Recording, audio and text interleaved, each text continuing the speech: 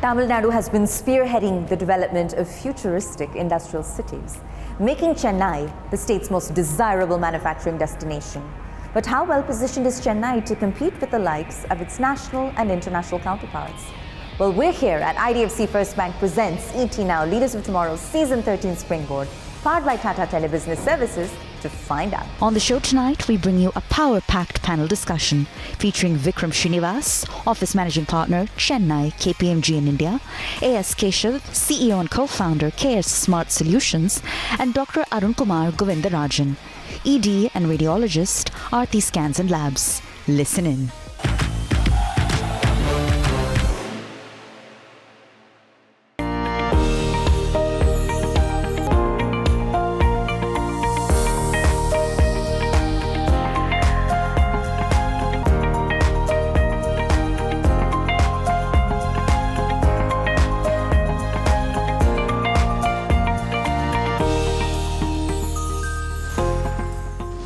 Vikram, perhaps I could kick off the conversation with you. The data seems to indicate, as we heard from Prakash earlier in the evening, that the state of Tamil Nadu has enjoyed double-digit growth over the last fiscal year.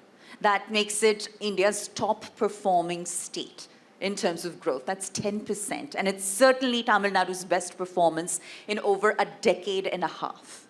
Now, what are some of the staple sectors that have contributed to that growth? And what are perhaps some of the sunrise sectors that have managed to steal their moment in the spotlight? I think Tamil Nadu has always been known for its auto and auto OEM segments, right? Perhaps calling Tamil Nadu the Detroit of South Asia is a fairly old story now.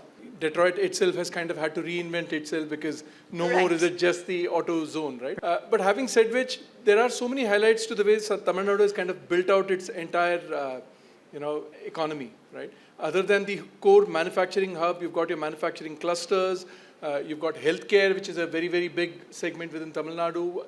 It has also been acknowledged as the SaaS capital, right? Thanks to the Freshworks and Zohos of the world. There is a lot that Tamil Nadu has going for itself, right? But having said which, right, in terms of what are the sunrise sectors, what are the areas that the state really has to focus on? I would think a lot around, today's day and age, there are 4 themes that are spoken about in every economic forum, right? Thanks to all of the tariffs, thanks to all of the geopolitical tensions, semiconductor. That seems to be the theme. That seems to be, right. Prakash did allude to that when he did, present where we are. And we'll probably delve into that a little later today. But semiconductor is one. You would think this whole crisis around rare earth is another area that one would actually kind of focus on. And, South India has a lot of the, primary mining material, monazite or whatever it is called for, it's fairly rich from a state perspective. But what are we doing out there? That's another important issue. Okay. Can be further optimized? Well, you may have the raw material, but what are you doing to kind of have the entire mining, extraction, and the whole, magnet manufacturing process being kind of capitalized on? Fair point. Yeah. Again, this whole piece around data centers. Now, AI is one, and obviously that is the theme that everyone's talking about. But then there is a whole ecosystem around AI, right? So there is this whole, recently there was this news item of Google kind of setting up a big data center in Vizag. And, Tamil Nadu unfortunately lost out on that particular opportunity. But that is just one of the many, right? So what are we doing around the entire ecosystem on AI, right? Data center being one and whatever else. So those are other areas. And the last point I'd probably make out here is this whole Tamil Nadu defense corridor. So defense and aerospace, again, is another important focus area from a central government perspective. I think Operation Sindoor just did bring out the highlight about, what were some of our indigenous ways to kind of handle defense. And you would see all of the defense stocks kind of skyrocketed post that. But that kind of sets up an opportunity for us as a state. And the state has acknowledged defense as an important priority zone and has set up this whole defense corridor. But a lot of it is on policy. What are we doing to kind of flesh that out and build businesses? And that, for instance, from an MSME perspective, is going to create a whole universe or ecosystem of opportunities for the enabling ecosystem around the whole defense play.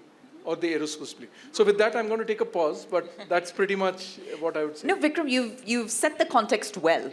And I want to build on some of your observations coming to you now, Dr. Arunkumar, because when we look at the state of Tamil Nadu, all right, and we look at its manufacturing prowess in particular, that sort of builds on a lot of the sectoral observations that we just heard, from Vikram. The state of Tamil Nadu is home to over 40,000 factories. All right? It's responsible for, I believe, upwards of 12% of manufacturing GDP when it comes to this country. So the question is, does this state have what it takes to make India become more Atmanirbhar and less reliant on, manufacturing imports? Does the state have the potential to turn that equation around? So it's a different thing actually. It's not about self-reliant India. It's about how India can service the rest of the world, how we can make other people come to India. As Ms. Rodriguez said, it's ecosystem-led. I can actually tell you an interesting tidbit where India is one of the leaders in. So I think Mr. Prakash also told that Chennai is the medical tourism hub. Not only for, whenever you're in a flight, you might have seen multiple patients coming from Telangana, Andhra Pradesh, Bengal, West Bengal, and Orissa coming to Chennai. They make a surgery sound like a vacation. Yes. That's what medical tourism is. Right. So I kind of got, I once went to do a deep rabbit hole on why Chennai is the medical tourism. It's not like there's a shortage of surgeons in the rest of the country. I asked a couple of patients. I asked close to 10 patients. And what they said was, healthcare is not a trust-driven model. It's more of a faith-driven model. You let a surgeon touch your heart, literally. He opens up your chest and touches your heart. And people feel more faithful. People not faithful. There's more faith on Chennai surgeons. Really? Yeah. I did my 5 why. I asked why. Why does Chennai surgeon enjoy a specialty here? One of the patients told me that if it is anything related to heart, you come to Chennai. That's what my father told me. My grandfather got operated in Chennai. My father got operated in Chennai. I'm going to get stented in Chennai. In Chennai, Dr. K.M. Cherian perfected a new model called off-pump surgery. No need for a cardiac lung pump, heart lung pump. Basically, he started operating on a beating heart. I see. So stopping a heart has a lot of side effects. They can literally die on the operating table due to stroke, or the heart may stop beating again. That's very high risk. So that's where KM Cherian came into play. And the heart was beating and he started doing surgeries on the beating heart. It's called off-pump surgery. And I once again asked the same question. Why did Dr. KM Cherian, out of all the people in the world, perfect this model of operating on a beating heart? Right. That's where the ecosystem came into play. Chennai had a very, very budding biomedical engineering division or manufacturing hub in the late 80s. That enabled KM Cherian to experiment with ECG amplifiers, manufactured in Chennai, perfected in Chennai. And coming to you now, Keshav, right? I think we've heard Chennai being called the Detroit of Asia, right?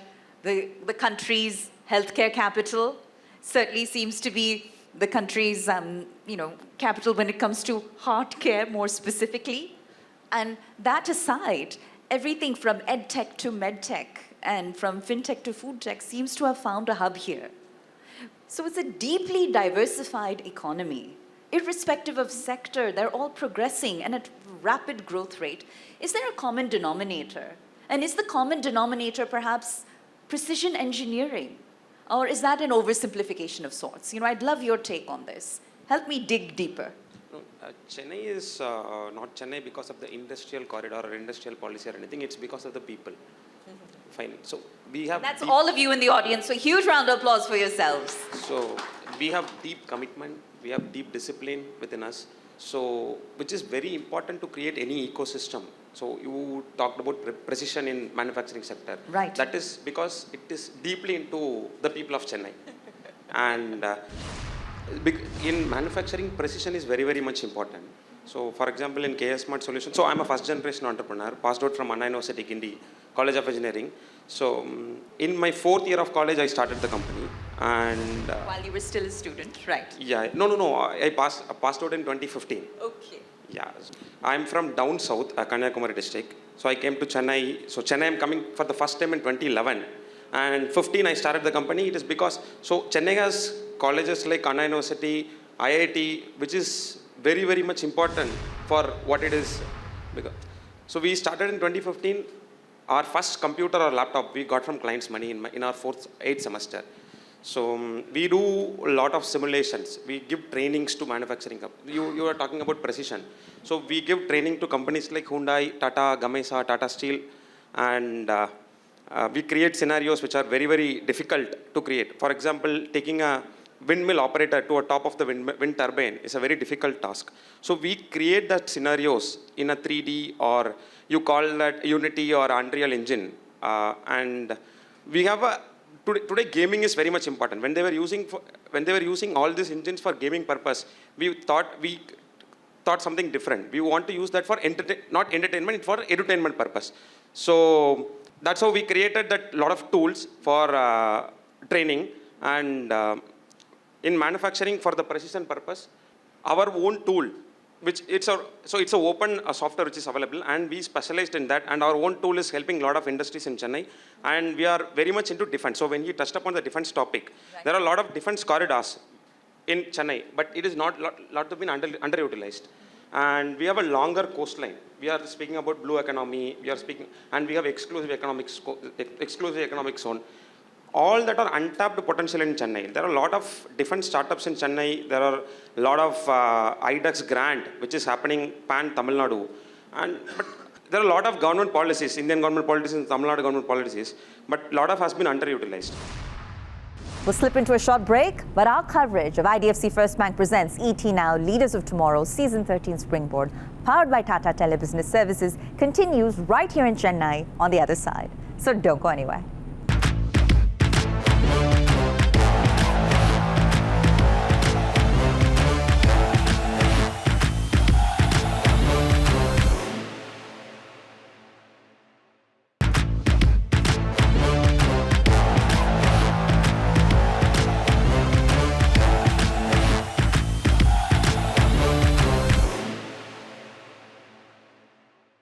Welcome back to our continued coverage of IDFC First Bank presents ET Now, Leaders of Tomorrow, Season 13 Springboard, powered by Tata Telebusiness Services.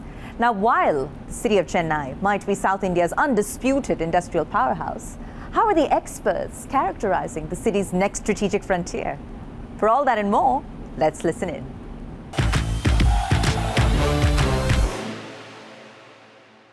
Coming back to you now, Vikram, because if we look at the fact that Chennai is located along the country's southeast coast, you almost can't have a better location. And yet, it's not logistics that is the kingmaker here, right? It's manufacturing. So if manufacturing were to be combined with those logistics strength, obviously, we'd see an astronomical rise in the blue economy. So where do the untapped opportunities lie, and how can they be best capitalized on? That's my question to you. How can Chennai better leverage location to its advantage? Sure. You know, Chennai as a city, its GDP is globally ranked at number 77. Okay? Whereas, you know, a Mumbai or a Bangalore make it to the top 50. Okay? Year on year, yes. Okay.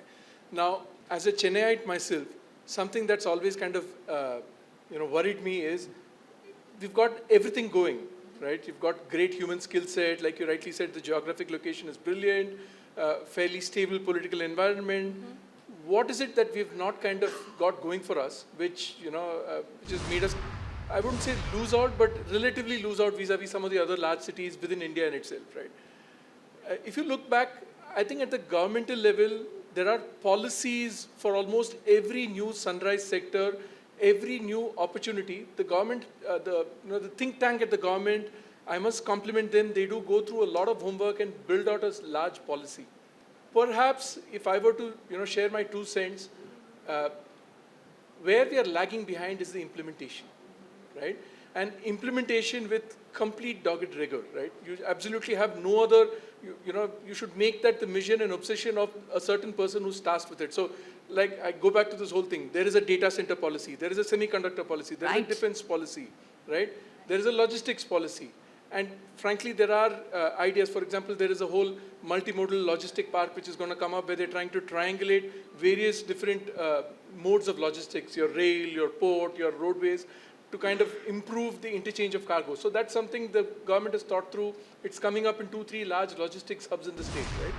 Now, that being the case, where would I compare? So if I'm Google and I have the choice of coming either to an Andhra Pradesh or to a Tamil Nadu, right? Perhaps the way the whole thing has been packaged out, right? So you'd have heard of this terminology, ease of doing business. Right. Right? Now, Tamil Nadu as a state, frankly, is ranked very high in the overall ease of doing business ranking. There was a recent, economist study. They have their economic intelligence Single unit. window clearance, and the list goes on. Absolutely. Right. And there, Tamil Nadu is actually ranked number 1, in terms of ease of doing, the business environment, right? The state actually has a single window clearance, almost 180 odd clearances which are kind of approved centrally. There is a whole effort to kind of demystify some of the laws, decriminalize some of the provisions, cull out a lot of redundant acts. 160 odd acts were taken out in the last few years. Sure. So a lot of those have been done, but still, right? You take a neighboring state of Telangana, they actually have a fast track system, right? Where approvals are based on an SLA. So you actually ask for an approval, you get it in a particular time, otherwise, there's somebody who's held accountable, right? You've got certain other states, Andhra Pradesh, with Mr. Chandrababu Naidu and his son, they actually go out actively, it's almost like a corporate mode where they go out actively soliciting business from some of the global majors, the Fortune 500. They create not only a red carpet, not in paper, but they actually package the whole thing for them, right? Fast track all of the approvals, right? So the big point being, demystify a lot more, kind of stabilize a lot of the implementation, right? And frankly, everyone can't be a superstar in everything, right? Sure. Not everyone's a Rajnikant, right? But what you can do is pick up 2-3 of these, sunrise sectors which you really think will differentiate you given a lot of the ducks falling in the row within the state. And then kind of make sure you go all hammer and tongs at it and try and win that particular business and be the country leader as far as that segment is concerned. And to my mind, like I said, I come back to the whole point, semiconductor still is a race hotly contested.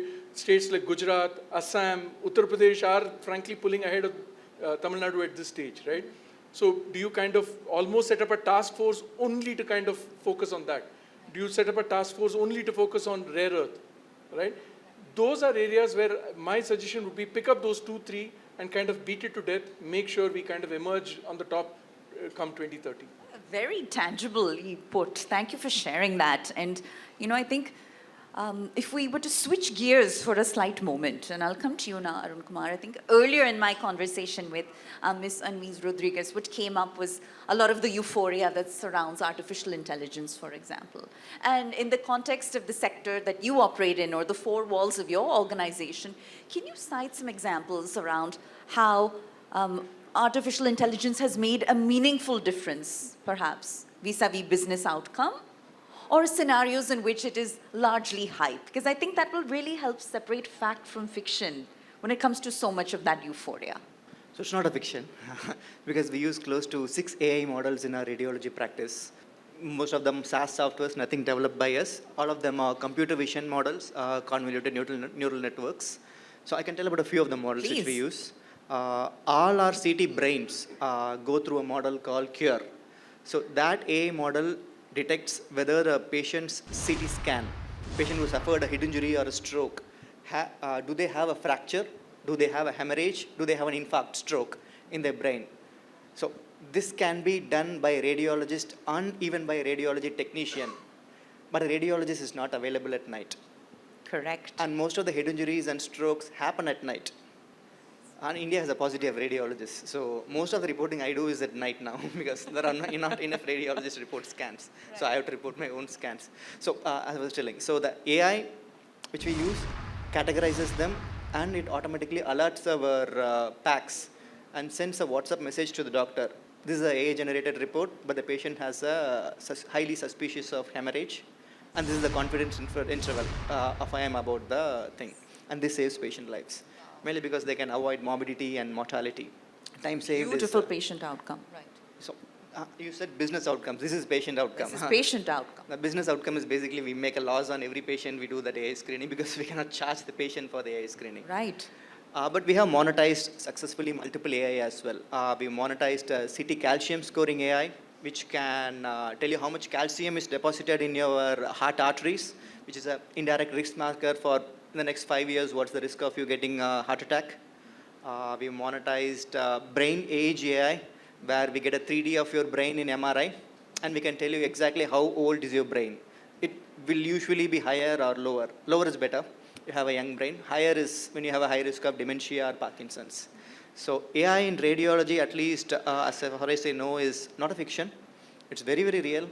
We do practices every day. Coming to you now, Keshav, if Chennai and its industrialization model that we've been discussing at length is to become a global blueprint, right? What needs to change, either tactically or fiscally or strategically, to see that shift, to see Chennai kind of take center stage on a global level rather than a national level? Your thoughts? Needs to change this digital infrastructure. So here we have a good healthcare, good education system. We have to integrate everything, and everything must be interoperable. So that is the one area which should change basically. So you think there's kind of operating in silos at the moment? Yeah, correct. So we have to integrate digitally everything. So he was talking about the AI thing. So in AI, one topic which I want to touch is the predictive analysis system.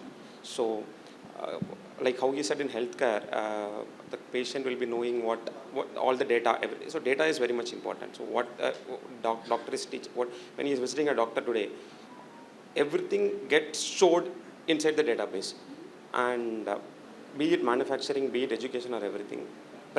Say in a factory, the AI system will be in future. The AI system will tell when the machine will go. Today the UPS will go for a task. This machine will go for a task. Like how. If the doctor is having our data, so we can correlate everything. Predictive analysis will play a huge role in all the sectors hereafter, and digital infrastructure is very much important, and it must be interoperable. So with that, Vikram, Dr. Keshav, thank you so much. A huge round of applause. I think it's deeply deserved for our panelists. Well, that concludes our coverage of IDFC First Bank Presents Leaders of Tomorrow Season 13 Springboard, powered by Tata Telebusiness Services. I'm Pooja Jain signing off here in Chennai. Thanks for watching.